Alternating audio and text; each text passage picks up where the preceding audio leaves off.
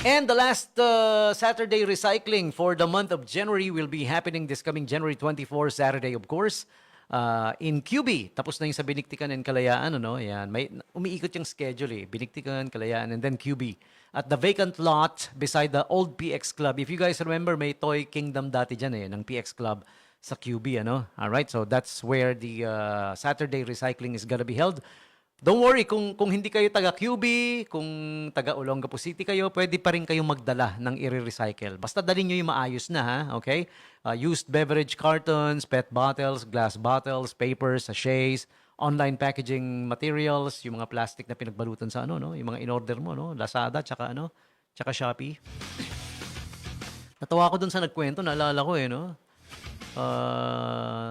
Nagulat siya, dumating yung Shopee niya. Nung nagulat siya, sabi niya, hala, ba't dumating ka? Add to cart ka lang, ah. Ang tawa ko eh. No? Nalito. Ang pagkakaalala niya, add to cart lang, ba't daw dumating? Well, na-i-check out mo yun, kaya dumating. Oo, na-i-order mo yun. Hindi naman papasok sa system kung hindi mo in-order. Nalito lang siguro siya. Natawa lang ako nung narinig ko yung sinabi. Hala, ba't dumating ka? Add to cart ka lang, ah. Single-use plastics, aluminum cans, even used clothing, mga nagamit na damit na hindi mo na sinusuot, used shoes, sira or hindi.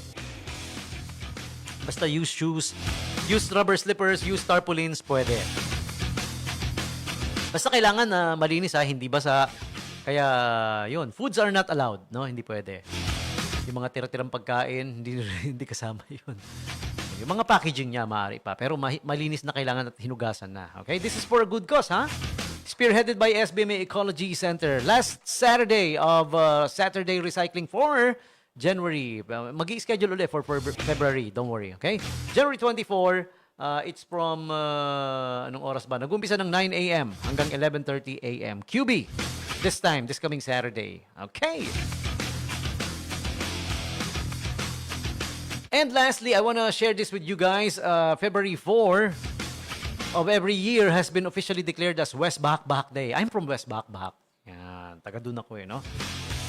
Following the approval of Ordinance Number 3, Series of 2025, which was passed by the Sangguniang Barangay on April 21, 2025, the ordinance was authored by Barangay Kagawad Milbert Adlawan as a tribute to the late Barangay Captain Napoleon Noli F. Capistrano, remembered by residents as a dedicated and compassionate leader who served the community with commitment and integrity. According to Punong Barangay Billy Capistrano, the grandson of the late Barangay Captain, the declaration is a meaningful recognition not only for their family but also for the legacy left behind by Kapitan Noli, or Cap Noli as we called him.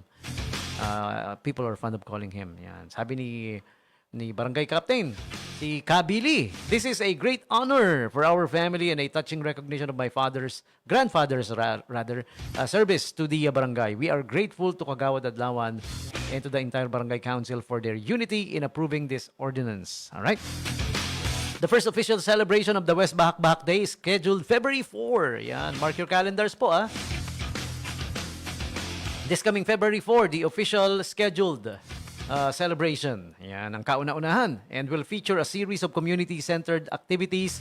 Planned events include a Mardi Gras-inspired parade. Uy, wow. Okay. Youth and family competitions, cultural performances, and other programs aimed at bringing residents together. Pang-banding to ng mga taga-West Bahak. Oh, saya nito, ha? Okay. So, mark your calendars. This coming February 4 na po. Declared West Bahak Day. All right.